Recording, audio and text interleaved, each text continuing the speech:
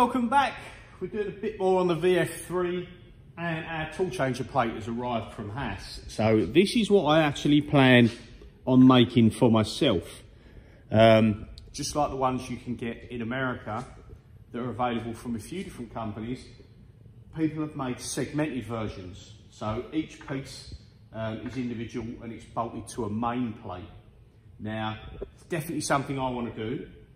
But time-wise, this machine, the VF3 is obviously up for sale. And then this one, my original VF3 is currently doing my normal work. And obviously the VF3 isn't running yet. So ideally I want to start making the plates and bits and pieces when I've got the time on the VF3. But it needs to be working first. We took the tool changer plate carousel disc from the VF3 and we put it onto the VF3 that's for sale because that was a very good plate and I'm pretty sure it was only about a year old. And obviously you know the one that come on there was damaged. So I bit the bullet and bought a new plate from Haas.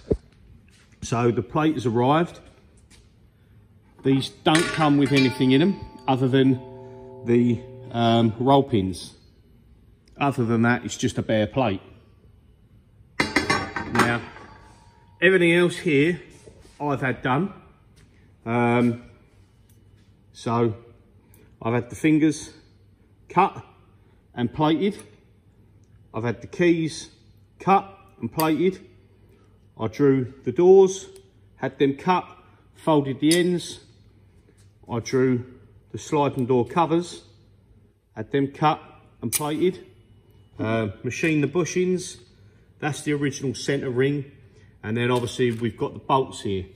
And these are the original washers. I'm going to machine these. The original ones had a bit more of a rolled edge there.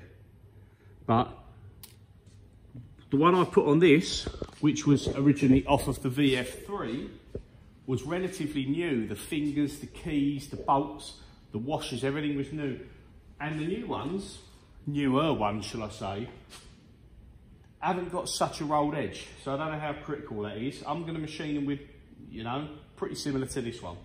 I like the look of that one, so I'm going to go with that. So I do have to machine some of these. I'm about 6 short of these because that disc had 2 sections broken off, which means 4 lots of parts were missing and gone. So I need to machine some of these. And then we're going to get this all put back together. We're still waiting on the solenoid for the high-low gear on that. The one that I think it did error out on a high-low gear change one morning. But I'm not sure if that's to do with the valve, but the valve's got an air leak and I can't fix it. So I've ordered a new one. On the website it said 3 or 4 days. And when I phoned them to see where it was actually 3 weeks. So yeah, great advertising on the website, but it's what it is. And that should turn up this week. So I'm hoping to get the tool changer done, get the solenoid valve put back on, we can get the covers put back on, and I've got to clean the Y-axis covers and get them reinstalled. Now the loop lines are good. It's oiling great. Obviously you saw the video with the low loop issue, which I thought was a pressure issue, and it turned out that the float sensor was upside down. The Hall effect sensor was upside down, like magnetic sensor. Not sure if that was me, as I mentioned, or if it's installed that way already, but we've sorted that loop issue now.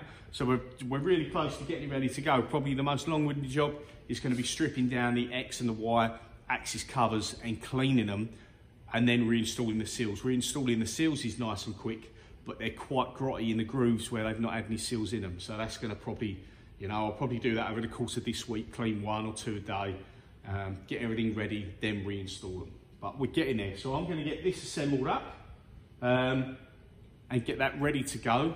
The tool change carousel cover, or umbrella cover, whichever you want to call it, this is quite grotty, as you can see around there, in there. So I'm going to remove this. I'm going to give this a clean up. I'm going to take this cover off, check everything looks good in there. The switches on this machine are nice and new, so that's good. And the only other thing I'll do, because it's apart, like I did in the other one, I'll take this off and there's 2 bearings in here, 60mm diameter bearings. I'll take them out and I'll change them because I've already got new ones. They're like £10–15 each, the bearings for that. So while it's apart, it'd be a good idea to change it. And I'm going to have a look at, I might jack on here and straighten that up, because I don't know if you'll see, the casting section is nice and straight there, that's level. But the cover here is bent or sagged. So what I'll do, I'm going to put the bottle jack on the table, put a block of wood across this side so it covers, is lifting the whole side, and I'm going to eke that up just to straighten that out. And you can see where the paint and that's cracked around there, where it's gone down. Maybe that was, it's potentially got bent when they had a tool change issue, because when I got this machine, they did say that's why it had a new plate and everything like that, because something got stuck and bent up. So I'm guessing whatever that was has pulled down, pushed down, whatever it is, on this cover here, and that's what's put it out of shape. So we'll take that off, get it cleaned, put it back in, straighten it back up, get that plate assembled, and we'll get that fitted on. So I'll bring you back shortly and show you where we're at. Cheers. So we've just pulled the other part of the tool changer carousel off the machine.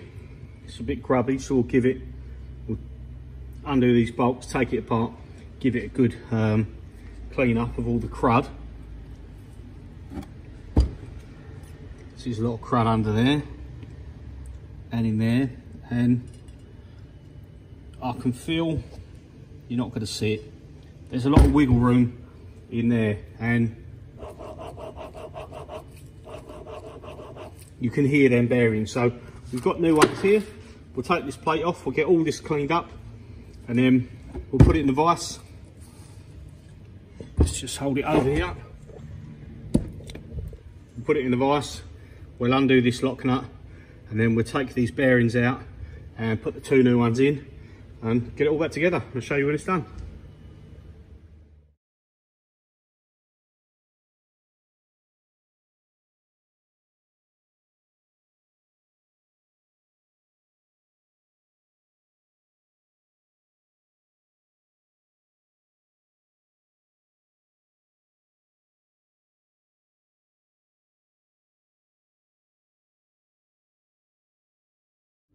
Right, so the new bearings are fitted in. I'm just going to put our lock nut back on.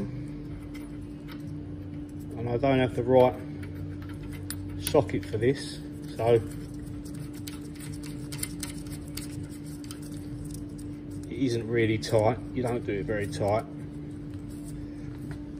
And I can pretty much, where it's old and the seal's a bit worn, I can pretty much tighten it by hand until we get to the last bit, and then I'll just give it a tap round with that, get the plate back on, and that should be good. Okay, so we've took the carousel cover off to give it a clean, and unfortunately, where it's always been covered in gunk, the paint is really poor on this. You know, and it's a bit of a shame really, because the rest of it is actually really good, but this has suffered. This has definitely suffered from the cast, and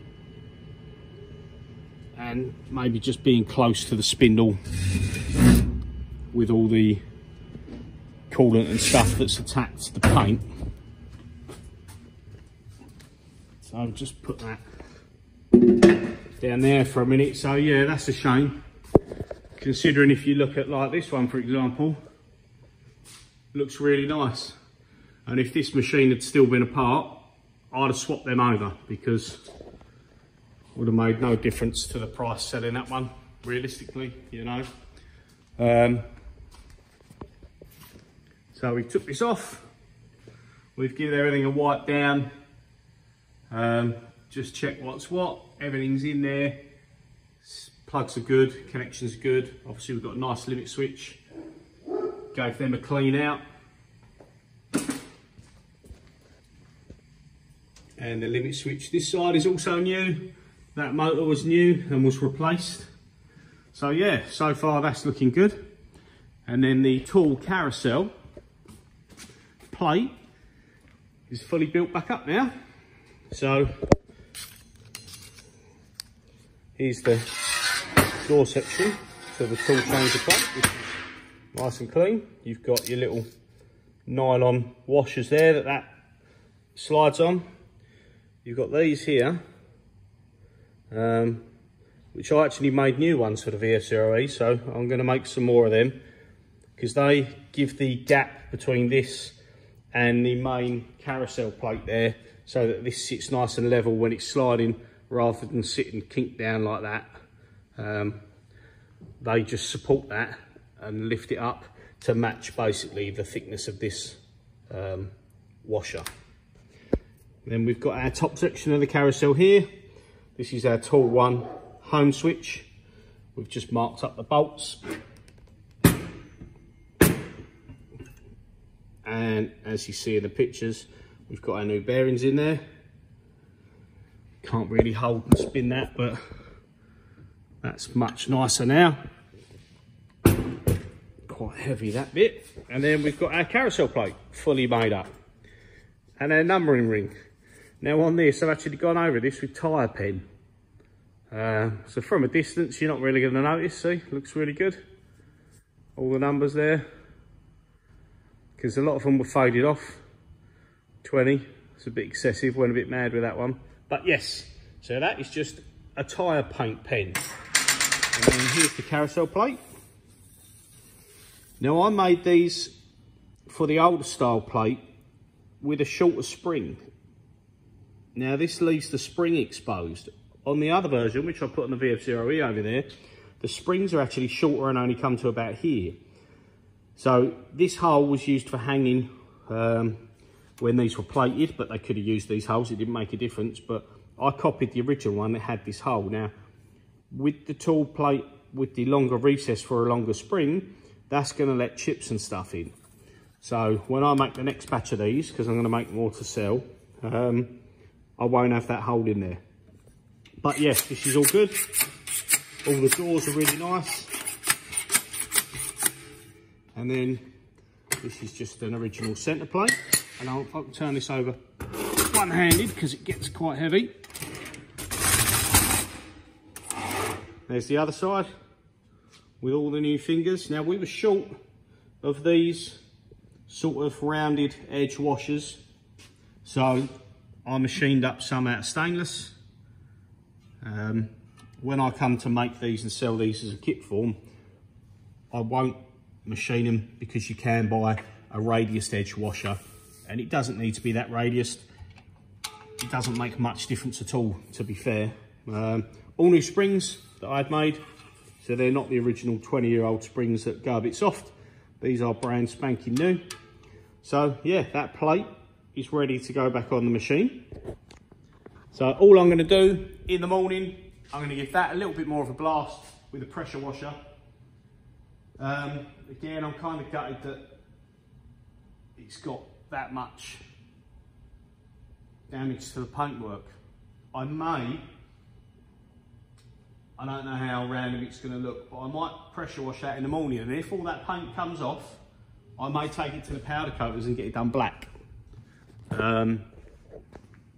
Might stick out a little bit, but I suppose you've got a black spindle collar, the plate's blacked, and I may do the carousel black, just because when this is cleaned up in here, it's going to look quite nice, as you can see from the patch that's cleaned over there. The covers back on will look quite good, and that's going to look quite bad, that colour. So yeah, who knows, I'll get it built up, I'll get it all put back together, and obviously you'll see in the next video whether that gets coated or not. So yeah, cheers for watching, see you soon. Okay, so we are at a point with the tool changer set up that, as I mentioned before, it's actually ready to go. The carousel plate is just sat on top of the machine, out of the way, out of harm's way, don't want to get it damaged. This bit had the bearings replaced, and for the minute it's fitted back on, and that's only because while I'm doing the other stuff with the machine, I carried on videos for the refitting the way covers and everything like that. When you power up restart, it needs to find tool 1 and the home position. which is attached to this. Now you can lean over and put your finger in it to push the button so it thinks tool 1 is in position. But rather than do that, I just refitted this. So that was all cleaned up and put back on. And we mentioned before, new bearings in there. Inside here, all looks good. So yeah, that's all good and tidy. And we are waiting because I decided that I couldn't put that grotty umbrella carousel cover, whatever you want to call it, back on like I mentioned before. So I have actually took it to a place around the corner and it's being powder coated, it's being blasted first, sorry, and then it's going to be powder coated in what I assume to be the correct rail colour, which I worked out to be, let me just come over here and I'll show you, rail 7042. So if you sort of put your finger there to cover up the white line, sorry about the extremely grubby hands, but there's not much difference, you can see. So that is the colour that I've gone for, 7042. So yes, that is a way being powder coated. Obviously no more updates until that's back, but I will show you once it's back. I'm going to get it fitted. It's not much of a video to show you actually being fitted, but I will show you a little tip when I put the tool plate arm back on, just to help you align it. So I'll do a little snippet and add that to that. But yes, that's where we're at now. So I'm going to do this as one video, and then I'll do another shorter video when it comes back showing you powder coated and fitted. So yeah, cheers for watching. See you soon.